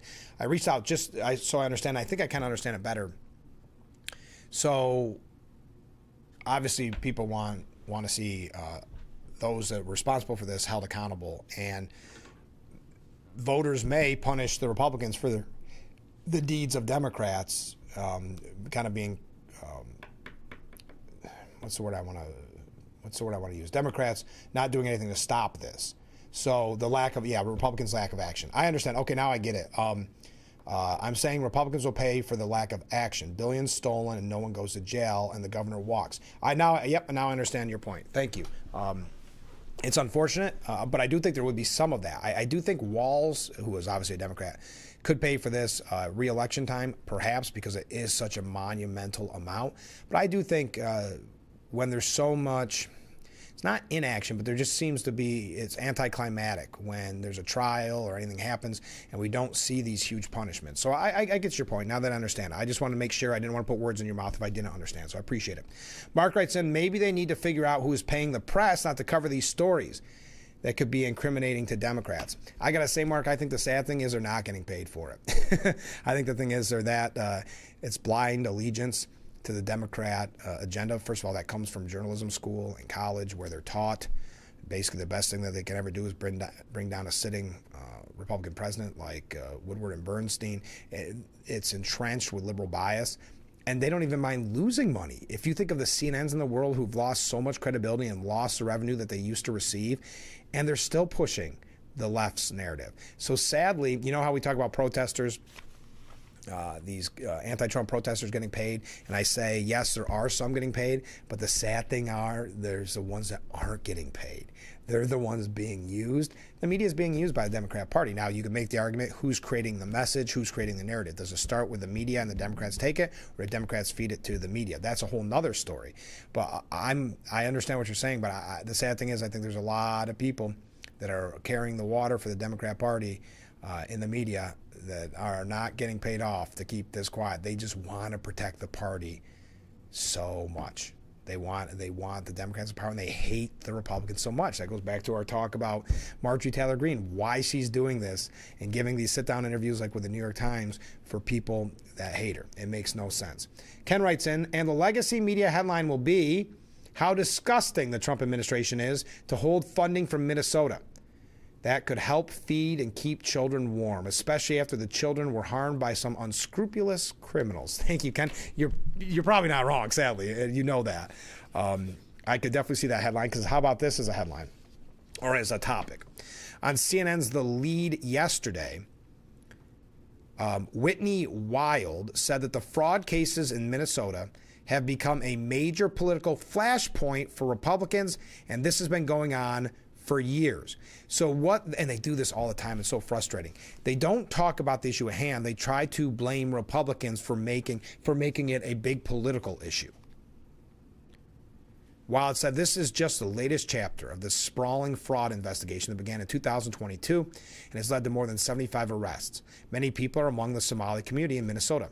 The FBI director, Kash Patel, again tweeting today, and it really seemed to be a reaction to this viral video by YouTube personality named Nikki Shirley, which now has more than 115 million views on X, and the number continues to grow.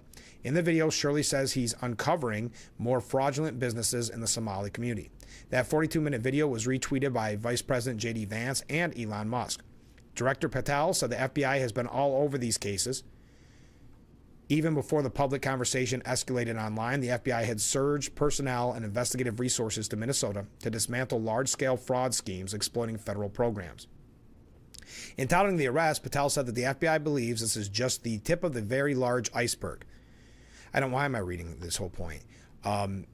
So for some reason, in a way to try to not talk about the issues at hand, saying that after years of this, the Republicans have made it a flashpoint.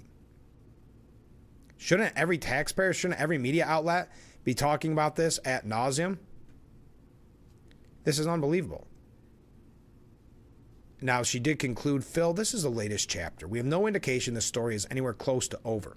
Attorney General Pam Bondi also tweeted, basically saying that this YouTuber, Nikki Shirley, showed Americans how sprawling these cases are and that her office is continuing to work on them to try to root out as much fraud as they possibly can. And the media hates that aspect to it, too. Civilian journalists being involved. That's why, as I mentioned earlier, they'll try to discredit him, as they did try to with James O'Keefe in the past. They will try, because they can't. They have to control the narrative. They have to tell you what the news is. And that news has to come from a liberal mindset, a liberal agenda. And they don't like, just like they hated it when O'Keefe exposed Acorn. Remember that during the Obama administration? They hate it because another thing it does is open the eyes that, wow, there can be truthful reporting. What is this that we've been getting from the CNNs of the world? What is this we've been getting from the late night? Not late night, but the nightly news. But the Post editorial board says that in a sane society, news that Minnesota was robbed of billions through social services fraud would be the biggest story in the country, with every media outlet playing it up and joining outraged politicians in demanding answers. Yet Minnesota is a blue state, and the fraudsters in question are a favored community of migrants.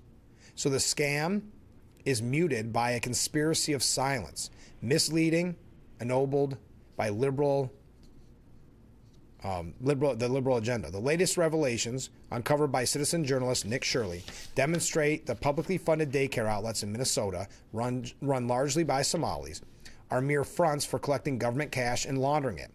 Yet amid all of this, much of mainstream media has gone radio silent, even as it's looking to be a tale of fraud of staggering depth, which should get eyeballs on the TV, should get people reading, whatever the case may be. Indeed, a Mediaite review of MS Now and CNN's broadcasts and website since December the 18th, quote, when prosecutors claimed the fraud operation was much larger than previously reported, found not a single message of it anywhere. Not on CNN's broadcast or website, not on MS Now or their website or broadcast. What little mainstream coverage has appeared has generally been of the conservatives' pounce variety. That's what I was mentioning earlier, that Republicans are using this as a flashpoint. Republicans are highlighting this. They do this so often. And I'm glad that I couldn't think of the term earlier and I meant to mention it. Conservatives pounce. So they don't talk about the substance of what the conservatives are saying. They just say conservative pounce. They don't tell you the substance, but then they can say they reported on it.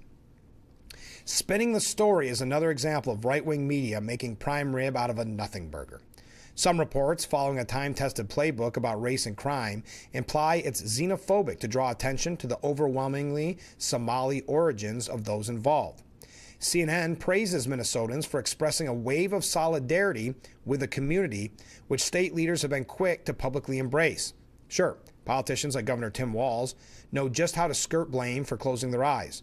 The governor, who was in the 2024 vice presidential debate, cited a program that helps Somalis establish daycare businesses as one of his top achievements, insists he strengthened oversight and supported prosecution of fraud. Thanks, Governor. But it looks like the U.S. Justice Department, not Attorney General Keith Ellison, is managing to prosecute fraud without your help. Walz also sought to turn the tables, condemning President Trump for sitting on the sidelines and throwing out accusations and for demonizing an entire population, as though the real crime here is making Somalis feel bad. This is the mindset to many of those on the left. It just is. Let's be real. The fraud has been going on for well over a decade, even as the press has tried to hide it. The first major prosecutions were in 2014. Representative Ilhan Omar and her predecessor in Congress, Keith Ellison, also a Democrat, were instrumental in championing legislation that facilitated sending large sums back to Somalia. Social services fraud, engineered by Democrats and funneled through politically connected nonprofits, appears to be part of the fabric of blue state governance.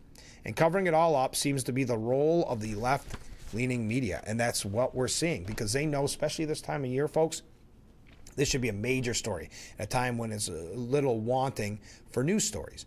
But they know if they can make it through the holidays, then they can say it's a dead story. It's over. It's been weeks. It's so predictable. It doesn't mean it's any less outrageous. David Marcus says the blue state fraud scandals highlights the shocking reality in red states, saying two of the most left-leaning Democrat-controlled states in the country, Minnesota and California, are both in the midst of fraud scandals of simply breathtaking scale. As model red states like Florida and Texas are thriving, we really do have to ask the question, why? And what it boils down to is, many Americans, including frustrated voices in California and Minnesota, are not giving up. In fact, they're getting started. Will voters in these states choose Republican candidates now? Will reasonable Democrat leaders step up? Or will the graft just continue? Consented to almost. It is impossible to say. But what is possible to say is that as long as this dichotomy between red and blue states exists, Florida and Texas can expect their populations to continue growing, because it turns out Americans really do like good governance. We've got one other thing on this. Technically two other things on this when we return. So stay with us. We will be right back with Frankly Speaking here on WYDC TV, Big Fox.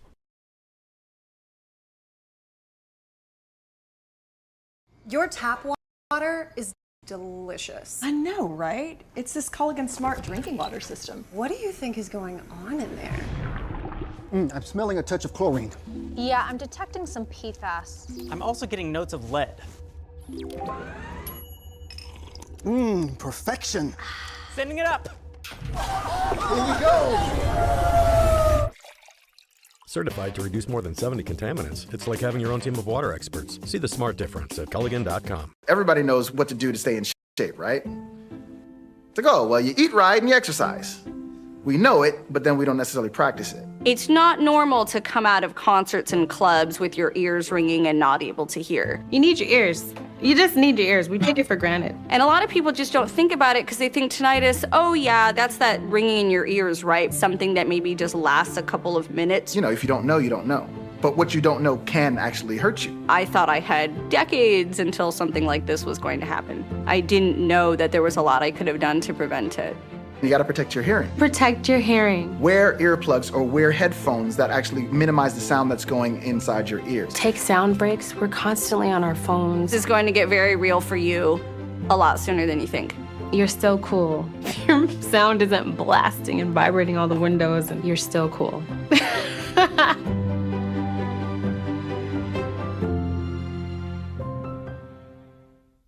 It felt like hammer smacking my head. Like something exploded in my head. It was the worst headache of my life. Pain you would not believe. I felt I had been hit in the head with a baseball bat. 15 million people have an undiagnosed brain aneurysm. If you have the worst headache of your life, get help immediately. I'm one of the lucky ones. I'm extremely lucky. I'm a survivor. I survived. It didn't end my life. Don't let it end yours. Visit lisafoundation.org.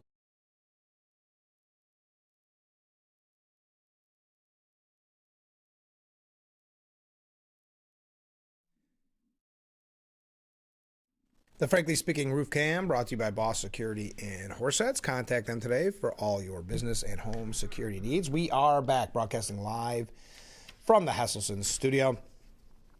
So Glenn H. Reynolds says, and this is to the point that we've been talking about all morning, will anybody pay for this? Government at all levels is basically broke, especially in blue states. Government leaders' chief solution to this poverty seems generally to involve extracting more money from the citizens. But where does that money they've already extracted go? Based on what's turning up in Minnesota, much of it is going to political cronies, who then recycle cash back to the same politicians who got it for them. This is in reference to Nick Shirley, of course, uncovering what the mainstream media couldn't do or wouldn't do. He found a list of Somali-run daycare institutions funded by the state, then visited them to see what kind of daycare they were offering. The answer is the kind with no actual kids. In all, Shirley identified approximately $110 million worth of fraud. These institutions were supposedly visited by state inspectors who sometimes noted violations but didn't know that the whole thing was a scam. Shirley's massive viral video, with 116 million views and counting, inspired others to dig into the political donation records. Sure enough, recipients of the daycare funding were making big donations to, you guessed it, Democrat politicians. First to come under scrutiny is Minnesota Representative Ilhan Omar, who represents the district where many of the scams, which may have siphoned off a staggering $9 billion, are centered. Omar's venture capitalist husband is quietly scrubbing his website of key officer details as questions grow over how the Congresswoman suddenly acquired a $30 million fortune. Now Governor Walz, Kamala Harris's running mate, is starting to get some tough questions. John Hinderraker, whose Minnesota-based Center for the American Experiment think tank, has been on top of this fraud story for years, explaining the scandal isn't exactly new. A decade ago, the FBI investigated Somali child care fraudsters for opening daycare centers with no kids and collecting state money for fictitious children. A number of Somalis went to prison, but it didn't deter others from carrying out similar frauds on a grander scale, he wrote at the time. Walz, who was in Congress when the last batch of Somali scam artists faced charges, can't be ignorant of this history. Does this mean Tim Walz is going to jail? Unlikely. Did Tim Walz know the frauds were going on? Hinderraker asked. Of course. Even Walz isn't that stupid. But absent taking bribes, of which there is zero evidence, he has not committed a crime. Probably correct. The FBI is surging investigators to Minnesota in search of more fraud, and Director Kash Patel says that what they've seen so far is just the tip of the very large iceberg. Perhaps high-level officials will someday face changes. But until then, this scandal leaves additional questions to be addressed. First, with Walz on the Democrat presidential ticket in 2024, why did no national or local mainstream journalists look into any of this? Given the previous prosecutions, the backgrounds of a state governor on a national ticket should be a top priority for any honest press. Even now, Minnesota press isn't covering this story. Shirley's findings went uber viral on social media, but the Minnesota Star Tribune and St. Paul Pioneer Press have not said a word about his post as of this writing. Like much of the national media, these newspapers have long had a hand-in-glove relationship with the state Democrats. And as humorist Jim Treacher puts it, they see their job as determining what stories the public doesn't need to know about because that might hurt the Democratic Party. The other question, of course, is whether the scandal extends to other states too, and the answer is almost certainly. Where money floats around without adequate safeguards, fraud is almost inevitable. And many federal and state programs seem almost deliberately designed to facilitate fraud. And I only add the word almost purely out of courtesy, he writes. This month, a whistleblower in Maine alleged that the state's Medicaid program was bilked out of millions by another Somali scammer. And California's nonpartisan state auditor recently issued a report on high-risk state programs that found billions lost to wrongful food assistance and other welfare claims. The extent of the loss is staggering, even to cynics. But what do? We could try to find more honest public officials. Extensive arrests and prosecutions, not only of the scammers, but of the bureaucrats who turned a blind eye, won't magically make our officials honest, but it might make them think twice. And we could simply turn off the cash spigot by cutting welfare programs way back. If we leave more money in taxpayers' pockets, it will be harder for public officials to steal it. I know it sounds crazy, and yet it would work. All right. What else we got? Okay, finally on this, before we take a break, and then we're going to talk about New York State issues, Ilhan Omar is facing an investigation after the outrage over the massive wealth gains. Peter Flaherty, who chairs the National Legal and Policy Center, told the New York Post that his team is certainly looking at Omar. The revelation comes days after the Post reported that her husband's venture capital, as we said, is kind of scrubbing the website of names. Within about a year, Omar's net worth mysteriously shot up to $30 million. That's a roughly 3,500% increase relative to 2023. If you wanted to get away with something, would that be the right way to do it? All of a sudden, your bank account have $30 million. Now, the gains largely came from her husband, Tim Manette's business, including a California winery and his venture capital management firm, Rose Lake Capital. Rose Lake Capital's value jumped from nearly zero in 2023 to between $5 million and $25 million in just a year. Additionally, the firm bragged about its officers managing some $60 billion in previous assets. A lot of red flags, but we have to take a break. When we return, we're going to talk about some New York State updates because I know we're running late and there's a few things that we need to get to here. We'll be reading some of your comments when we return. Just looking at the time. Yes, stay with us. We'll be right back with Frankly Speaking after this.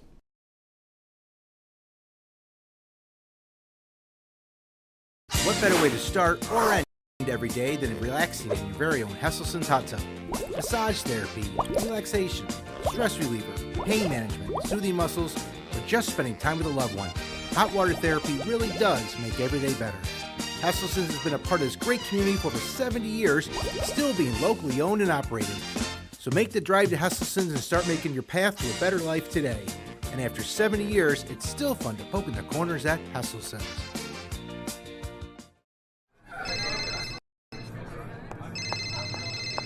Hello? Hi. Where are you guys? Thanksgiving dinner's almost on the table. What? No, that can't be right. I just saw them last night. A drunk driver? But no, I just saw them. They're gone? They're gone.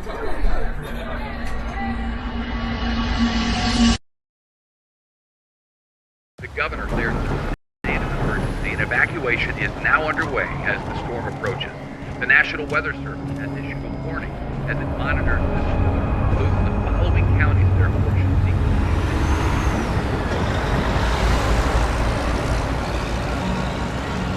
Convoy of Hope is ready to help you prepare for the next storm.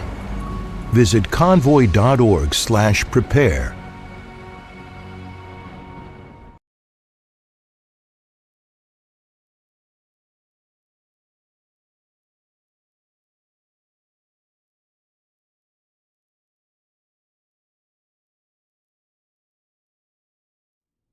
The Frankly Speaking Roof Cam, brought to you by Boss Security in Horseheads. Contact them today for all your business and home security needs. We are back, broadcasting live from the Hesselson studio here on Market Street in Corning.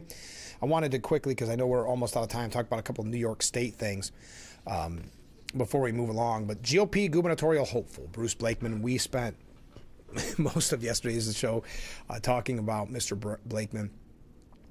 He's been coming out and doing a lot of various interviews and releasing statements, and he's not entirely wrong. He's actually entirely right to blast Governor Hochul's toxic battery farm plans as they put New Yorkers in danger.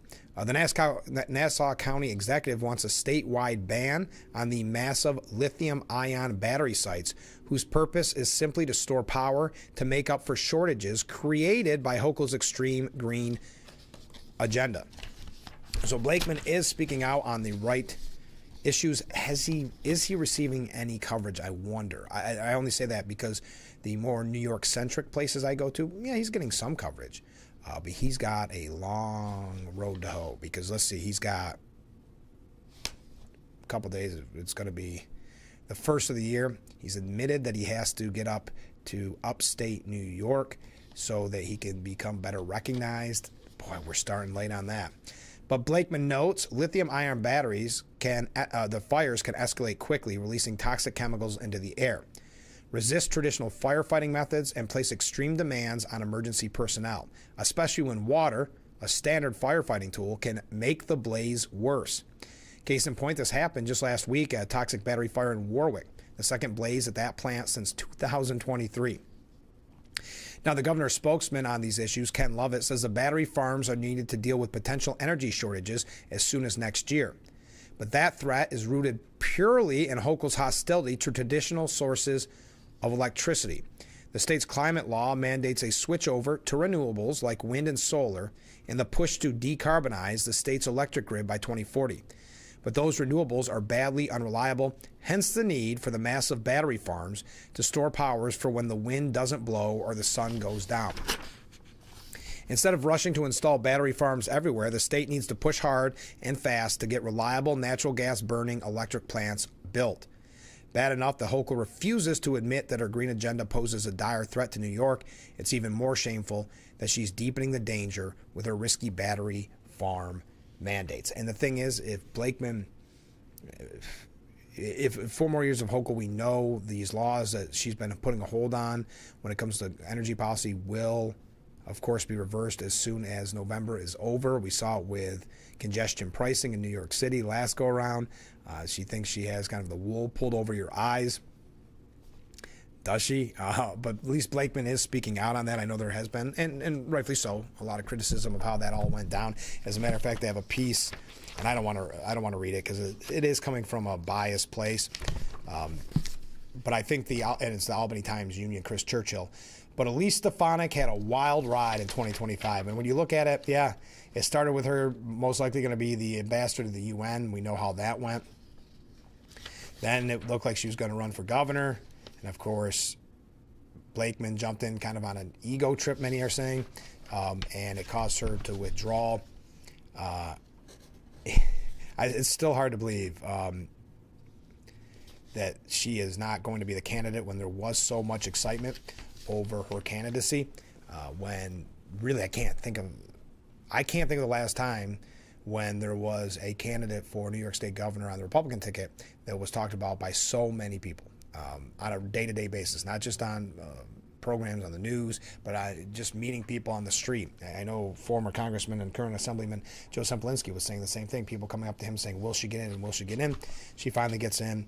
Blakeman jumps in, and she goes, you know what, enough of this. Trump didn't come out and fully endorse her right away, so she, I think, has had enough of the political scene. I mean, the thing is, she's a major fundraiser. She's been faithful to the Republican Party. So what is next? That is what's going to be interesting. We'll see if we'll see what the future holds for Ms. Stefanik. Hey, we know that things are, there's sometimes struggles in New York. We talk about the high cost of living. We talk about the people that have left, the mass exodus of people. But we've got the important issues being floated around. Keep in mind, as of January 1st, no more foam coolers in New York. The ban will begin.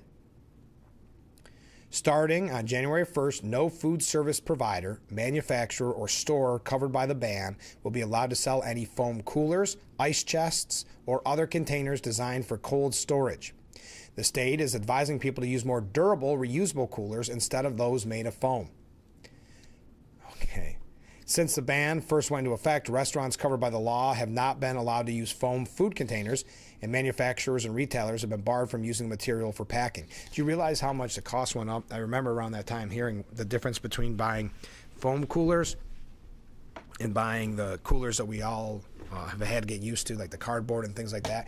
The cost went up significantly. And that, not that this is just an example of foam coolers. These you might have seen at the races in years past. So no longer in New York State as of the first. We had one other one that was kind of showing you that Albany focuses on what's important. Here we go.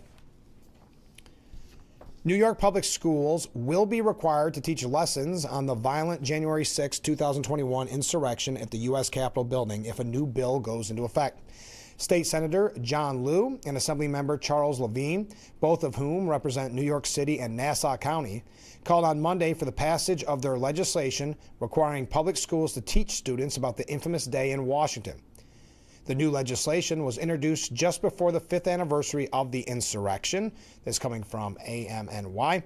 It would require schools to include the instruction of the event and its aftermath alongside existing required coursework in civic education and other historic events such as slavery and the Holocaust. I don't think they're equating those three in this piece, but that's how the Barbara Russo Lennon comes off in her writing.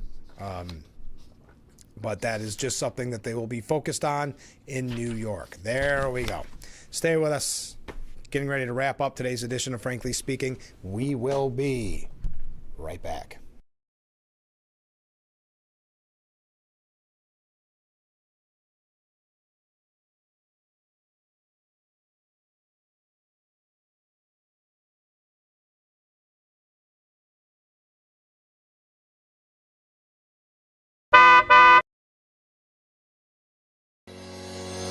Lease a brand new 2025 Hyundai Elantra SEL Convenience featuring power sunroof and heated seats for only $209 a month for 36 months during the Hyundai Getaway Sales Event going on now at Simmons Rockwell Hyundai in Big Flats. When life takes a challenging turn, when you need specialized health care, when every decision needs to be informed, certified specialty nurses make a difference. Did you know certification is a choice? Certified specialty nurses have demonstrated knowledge competencies above and beyond their licensing exam. Dedicated to lifelong learning, their specialized skills include the latest developments in patient care.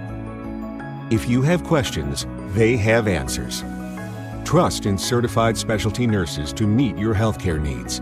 They are passionate about their specialty and advocate for you and your family.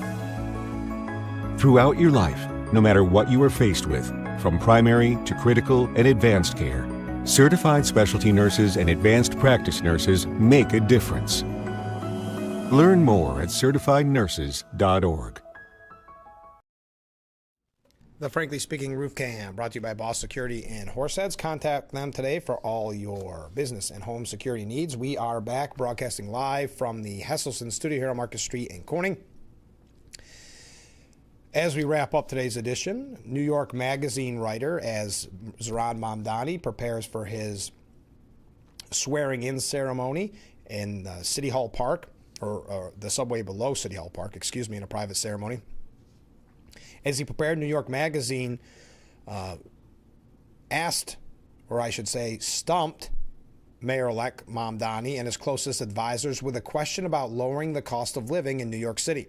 Mamdani and his crew didn't have an answer when a New York Magazine writer asked for a comparable city as the Democrat socialist waxed poetic about his lofty principle of bringing down the cost of living in the 5 boroughs.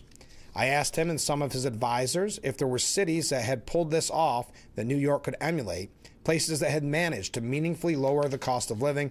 None sprang to mind.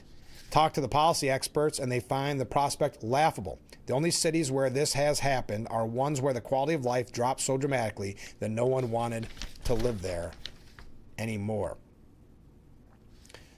All right. So he is going to be sworn in as New York City's mayor below City Hall Park in a private ceremony. You can, I guess, watch it online somewhere. People are coming in from out of town to watch what they're calling, they want to be a part of this shift. I guess this shift to Democrat socialism.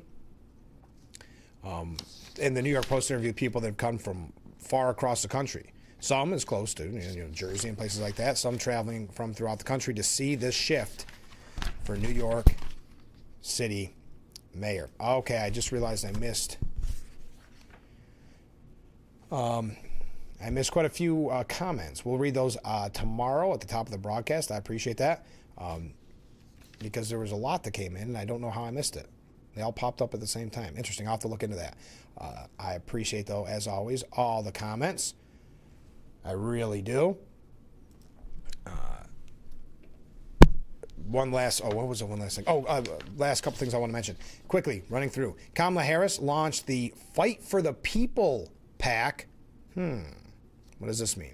Kamala Harris, former vice president and failed presidential candidate, has revealed plans for a political action committee, or PAC, called Fight for the People, describing it as a vehicle to travel, speak out, and support Democratic candidates through fundraising efforts. The text blast, sent under the subject line, My Decision, Kamala Harris outlines her motivations and goals for the new initiative, appealing for grassroots donations ahead of its first fundraising deadline. We'll see where that heads. All right, that does it for today's edition of Frankly Speaking. Thank you to everybody who joined us, all the great comments. And again, I will get to some of those comments on tomorrow's broadcast. I apologize that I didn't see them all come in. And all these waves come in, too. My goodness. Got so carried away looking up some last breaking news stories for you. As I said, the information mark your calendar has changed. We got this from the mayor that due to potential bad weather tomorrow, the location of the City of Corning's elected officials' oath-taking ceremony has been moved. It was originally going to be in Centerway Square. They're concerned about the weather, so it is going to be at Corning Painted Post High School's auditorium tomorrow at 11 a.m. I know that's going to be a big deal. I know the now mayor, soon-to-be former mayor, after tomorrow, had a big event plan. I'm sure it'll be just as big in the gymnasium. Well, I hope that you'll join us every weekday morning starting at 6 a.m. for Frankly Speaking. You can text me throughout the day at that number on the bottom of your screen. Reach out at any time, and we will see you tomorrow morning bright and early. I look forward to it. Alrighty, have a great day, everyone.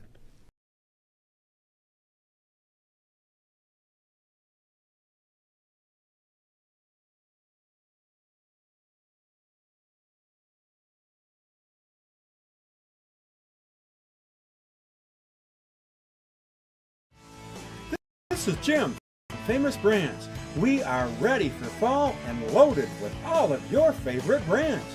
Great new deals are arriving every week. We have the largest selection of clothing and footwear in the Finger Lakes, all at below retail prices.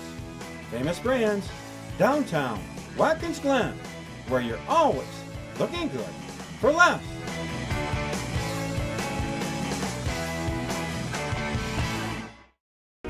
It's 10 p.m. somewhere.